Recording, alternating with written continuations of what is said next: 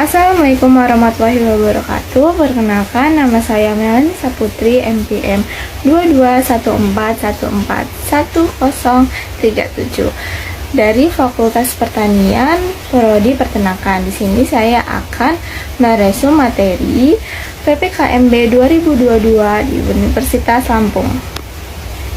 Di hari pertama itu ada 3 materi.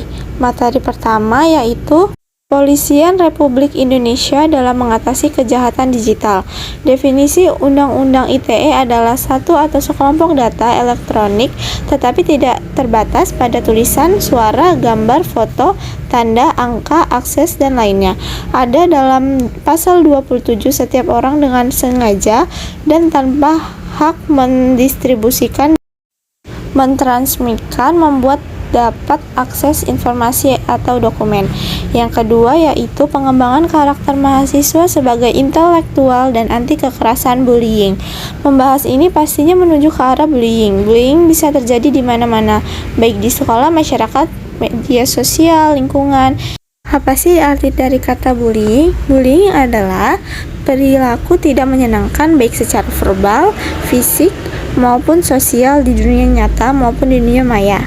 Materi yang terakhir, yang ketiga, yaitu pengembangan karakter mahasiswa dalam perspektif agama. Yang pertama itu nasionalisme tidak dapat dipisahkan dari agama. Yang kedua, prinsip yang kokoh yang tidak pernah pudar, ciri khas dari umat Islam. Di hari kedua ada 3 materi. Materi yang pertama, Merdeka Belajar Kampus Merdeka. Yang kedua, kesadaran lingkungan hidup, manajemen resiko, dan kampus sehat. Dan yang terakhir, etika dan norma kehidupan kampus. Itu berisikan perumusan visi Indonesia 25, yaitu berdaulat, maju, adil, dan makmur. Ada 4 pilar. Yang pertama, pembangunan manusia serta penguasaan ilmu pengetahuan dan teknologi. Yang kedua, pembangunan ekonomi berkelanjutan. Yang ketiga, pemerataan pembangunan. Yang keempat, penetapan ketahanan nasional dan tata kelola pemerintahan. Ada 3 tantangan. Yang pertama, industri 4.0. Yang kedua, globalisasi. Yang ketiga, bonus program. Ada juga indikator pelajar Pancasila, itu ada 6, dan 3 dasar hukum. Dan ini tujuannya. Kesadaran lingkungan hidup, manajemen resiko, dan kampus sehat. Lingkungan hidup berupa alam menjadi sumber pemenuhan kebutuhan hidup manusia, yaitu penyedia air, udara, makanan, dan obat-obatan. Permasalahan hidup di Indonesia dan budaya itu ada 3. Yang pertama, lingkungan alam, lingkungan buatan, dan lingkungan sosial. Dan selanjutnya, pengelolaan lingkungan hidup menjaga kelestarian bumi. Itu ada 4. Yang pertama, R3, yaitu reuse, reduce, dan recycle. Pengelolaan sampah, kebiasaan dan kesadaran membuang sampah pada tempatnya. Yang ketiga, menjaga kelestarian sumber daya alam seperti pelestarian hutan mangrove, menjaga habitat dan hewan langka. Yang terakhir, waspada pemanasan global. Efisiensi penggunaan energi listrik dan peralatan elektronik, frekuensi penggunaan kendaraan bermotor, mengurangi penggunaan plastik. Etika dan norma kemahasiswaan kampus. Jadi mahasiswa ideal itu harus berpikir positif terhadap sesuatu yang kita lakukan dan kita kerjakan. Yang kedua itu kita harus mampu menyeimbangkan antara sisi-sisi akademik, organisasi, dan tugas-tugas. Nah, di sini ada 4 tipe mahasiswa yang ada di perkuliahan. Jadi di sini kita bisa melihat 10 karakteristik mahasiswa ideal itu. Terus yang terakhir, cara menjadi mahasiswa yang ideal. Di hari ketiga itu ada 4 materi. Yang pertama, pembelajaran di perguruan tinggi di era 4.0 dan plagiarisme. Peraturan akademik, fasilitas fakultas dan kemahasiswaan, hak dan kewajiban mahasiswa. Pembelajaran di perguruan tinggi di era 4.0 dan plagiarisme, kemajuan suatu bangsa, inovasi atau kreativitas, sumber daya manusia 45%, lingkungan 25%, teknologi 30%, dan sumber daya alam 10%. Dan ada juga kompetisi kelulusan, bisa dilihat. Bidang keilmuan baru dalam ekonomi digital. Itu ada 4. Kredit teknologi informasi yang meliputi kecerdasan buatan, mesin pembelajaran, keamanan, dan siber analisis data. Yang kedua, klaster bioteknologi, ilmu biomedis, teknik biomedis, pemerataan struktur, fungsi kekayaan dan gen, klater bertentang iklim, energi, sumber daya alam, dan kelingkungan. Yang keempat itu berisikan ilmu-ilmu yang berhubungan dengan dunia seni digital, desain digital, dan teknologi kreatif.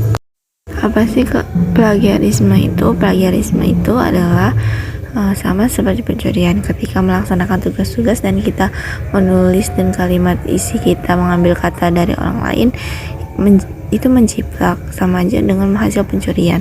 Jika tidak sengaja, itu tidak dianggap sebagai menjiplakan. Plagiarisme sama aja artinya mengambil orang lain saat kita membuat makalah atau skripsi. Karya tulis kita membutuhkan bahan.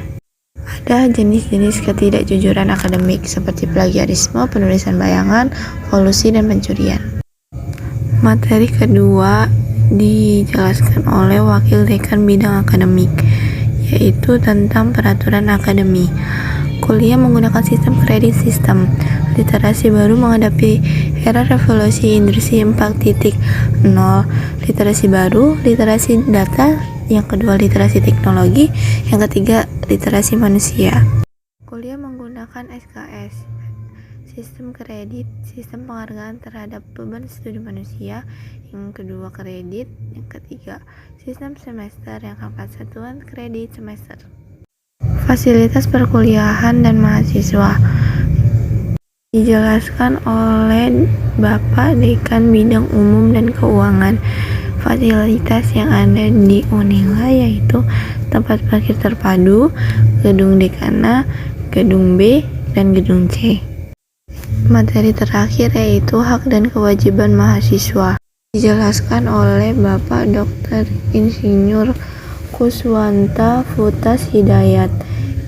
Mahasiswa mempunyai hak. Yang pertama itu memperoleh layanan pendidikan sesuai dengan minat, bakat, potensi, dan kemampuannya.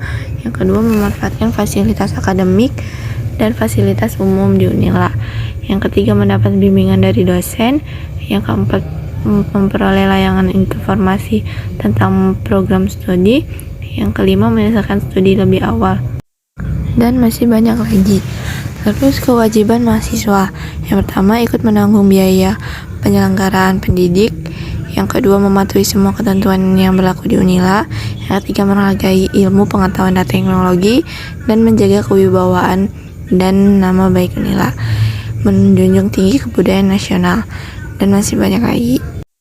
Di hari terakhir, yaitu di hari keempat, berisikan tentang materi pengenalan dosen-dosen dan pembimbing akademik, profil jurusan peternakan, dan yang terakhir, sistem kredit semester. Inilah hasil resum dari PKKMB 2022 di Universitas Lampung. Terima kasih. Wassalamualaikum warahmatullahi wabarakatuh.